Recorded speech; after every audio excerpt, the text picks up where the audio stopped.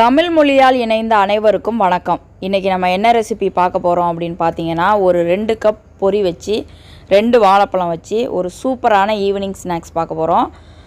இந்த சுவையை நீங்கள் இதுவரையும் சுவைச்சிருக்க மாட்டீங்க, அவ்வளோ டேஸ்ட்டாக இருக்கும். இதை எப்படி செஞ்சோன்னு பார்க்குறதுக்கு முன்னாடி நீங்கள் இன்னும் நம்ம சேனலை சப்ஸ்கிரைப் பண்ணலைன்னா சப்ஸ்கிரைப் பண்ணிடுங்க, கூடவே வர பெல் ஐக்கானை தொட்டு விட்டுருங்க. இப்போ இந்த 2 கப் பொரியையும் ஒரு மிக்ஸி ஜாரில் போட்டு நல்லா பவுடராக பொடி பண்ணி எடுத்துக்கலாம்.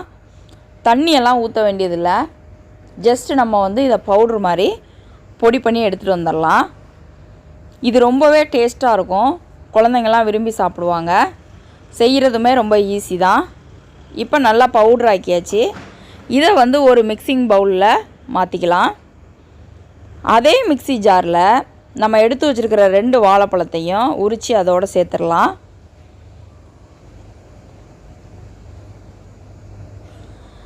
அது கூட 1/2 கப் சர்க்கரை எடுத்துருக்கிறேன். நீங்கள் ஜீனி வேணுனாலும் ஜீனி சேர்த்துக்கலாம், நான் சர்க்கரை எடுத்துருக்கிறேன். அதையும் அது கூட சேர்த்துடலாம். அது கூடவே ஒரே ஒரு ஏலக்காய், அதையும் சேர்த்து நல்லா ஃபைனாக அரைச்சி எடுத்துகிட்டு வந்துடுவோம்.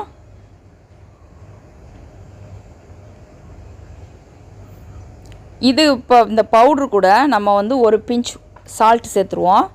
ஸ்வீட் செய்யும்போது எப்பொழுதுமே நம்ம கொஞ்சம் சால்ட் சேர்த்துக்கிட்டோம்னா அந்த ஸ்வீட்டோட டேஸ்ட்டை நல்லா எடுத்து கொடுக்கும்.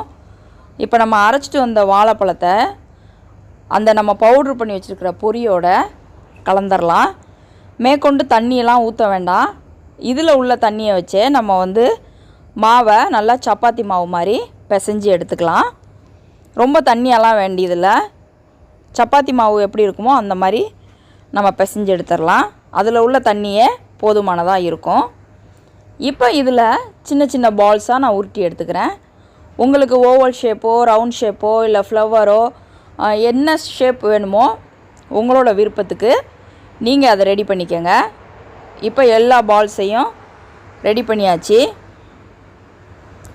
இந்த மாதிரி ரெடி பண்ணி எடுத்துக்குவோம்.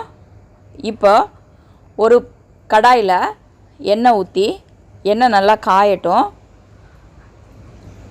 எண்ணெய் நல்லா காயுது, நல்லா ஹை ஃப்ளேமில் இருக்கட்டும். ஹை ஃப்ளேமில் இருக்கோன்னா போட்டதுக்கப்புறம் பால்ஸ் எல்லாம் போட்டதுக்கப்புறம் அடுப்பை சிம் பண்ணிக்கோங்க கொஞ்சமாக, இல்லைன்னா உள்ளே வேகாது. இது எல்லாத்தையுமே போட்டதுக்கப்புறம் ஒரு 2 நிமிஷம் விட்டுட்டு அதுக்கப்புறம் பெரட்டி போடுங்க. உடனே பெரட்டி போடாதீங்க, இது பிரிஞ்செல்லாம் போகாது, ரொம்பவே நல்லாயிருக்கும். நம்ம வாழைப்பழம்லாம் சேர்த்து செஞ்சுருக்கிறனால குழந்தைங்க ரொம்ப விரும்பியே சாப்பிடுவாங்க. சட்டுன்னு செஞ்சிடலாம், ரொம்ப பொருளெல்லாம் தேவைப்படாது. ஈஸியாக சூப்பராக ஒரு வித்தியாசமான சுவையில் அட்டகாசமாக இருக்கும். இது நல்லா ப்ரௌன் கலராக வரட்டும். பாருங்கள் எவ்வளோ அழகாக சூப்பராக வந்திருக்குன்னு. அவ்வளோதான், நம்மளோட பொரி பனானா பால் சூப்பராக ரெடி ஆகிட்டு. கண்டிப்பாக ட்ரை பண்ணுங்கள். நம்ம சேனலை சப்ஸ்கிரைப் பண்ணுங்கள், உங்கள் ஃப்ரெண்ட்ஸோடு ஷேர் பண்ணுங்கள். தேங்க்யூ.